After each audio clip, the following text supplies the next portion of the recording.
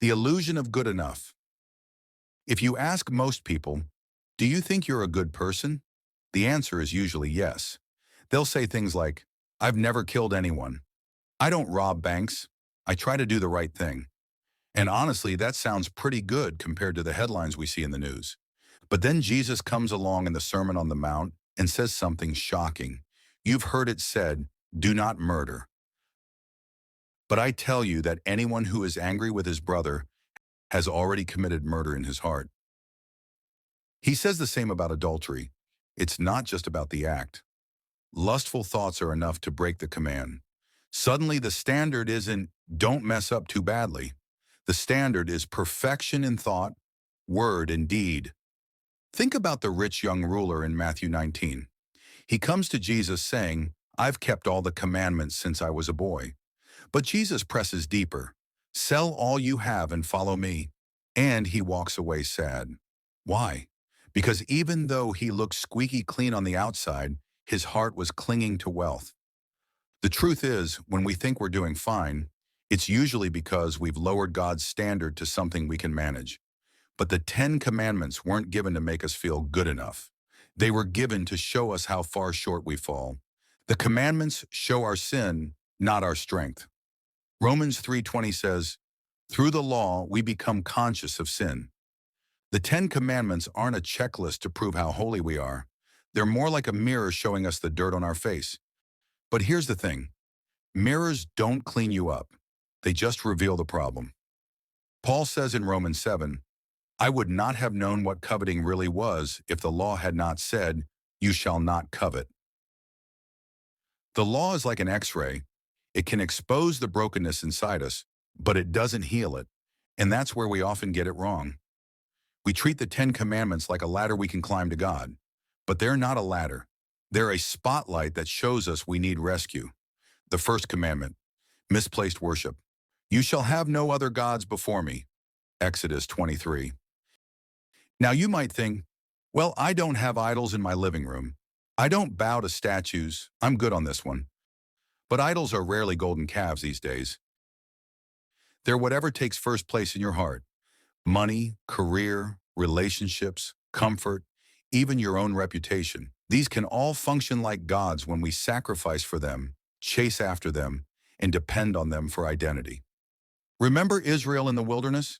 God had just delivered them from Egypt, parted the Red Sea, fed them with manna, and within weeks they were bowing down to a golden calf.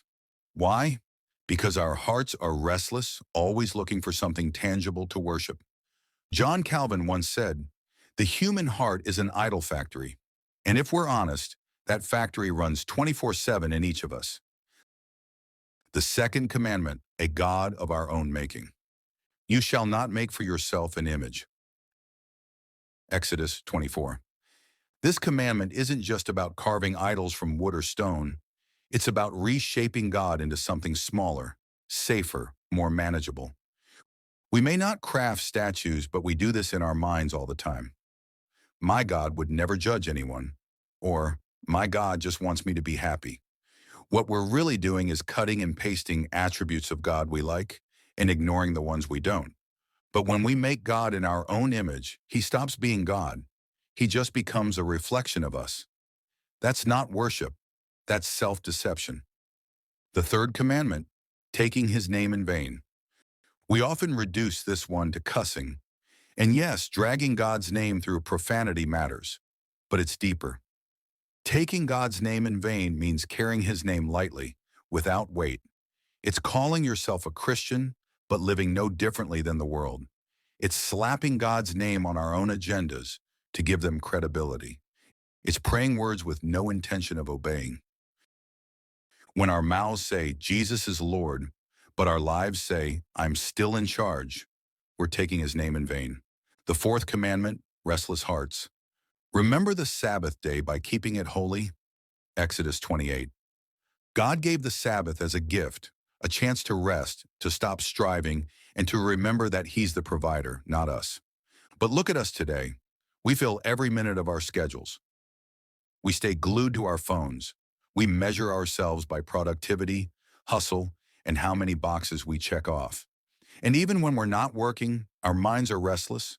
constantly scrolling, comparing, consuming.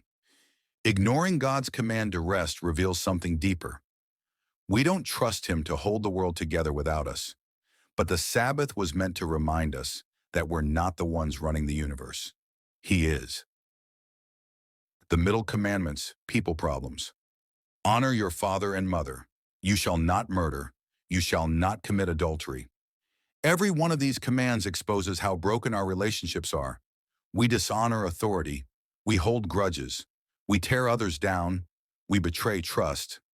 Think of Cain and Abel. Jealousy and anger led to murder. Or David and Bathsheba. Lust led to adultery and a cascade of sin. Even if we never commit these acts outwardly, our hearts often go there. Jesus made it clear, God cares not just about the hands, but about the heart. So ask yourself, have you ever wished harm on someone, even silently? Have you ever looked at someone with desire who wasn't your spouse? Have you ever spoken disrespectfully to your parents? These aren't just small slips. They're breaking God's commands. The theft and lies we justify. You shall not steal. You shall not bear false witness. It's easy to dismiss these. I don't rob banks. I don't lie in court. But what about downloading pirated movies? What about calling in sick when you're not? What about exaggerating a story to make yourself look better? We justify small sins like they don't matter. But every time we do, we reveal a heart that would rather cut corners than trust God. Sin always starts small, and compromise corrodes character. The 10th commandment, coveting hearts. You shall not covet, Exodus 20:17. This command nails us all. Even if you never murder, steal, or commit adultery outwardly, coveting reveals inward sin. It's craving what others have, their job, their family, their looks, their lifestyle. It's scrolling on social media and thinking, why don't I have what they have? And here's why this command is so devastating. It proves that sin isn't just about external behavior. It's about inward desires. You can appear squeaky clean on the outside and still be rotting on the inside. The point of it all, driving us to Jesus. So why are we so bad at following the 10 commandments? Because they were never meant to be the finish line. They were meant to point us to the one who could. Galatians 3:24 says, the law was our guardian to lead us to Christ. The commandments don't save us. They expose us. They don't prove our holiness. They prove our need for His. That's why Jesus came. Not to lower the standard, but to fulfill it. Matthew 5:17, Jesus says, I have not come to abolish the law, but to fulfill it. Think about the woman caught in adultery in John 8. The law condemned her. Everyone wanted to stone her. And Jesus, the only one who had actually kept the law perfectly, said, let the one without sin throw the first stone. One by one they walked away. And then He looked at her and said, neither do I condemn you. Go and sin no more. That's the gospel. The law exposes us. Jesus saves us. So if you feel crushed by the weight of these commands, good. That's exactly what they're supposed to do. They're supposed to drive you to grace, because in the end, we're bad at following the 10 commandments. But the good news is, Jesus never was. And when we trust Him, His obedience becomes our righteousness. His perfection becomes our hope. And that's why the 10 commandments aren't about proving ourselves to God. They're about seeing our desperate need for the one who already kept them perfectly for us.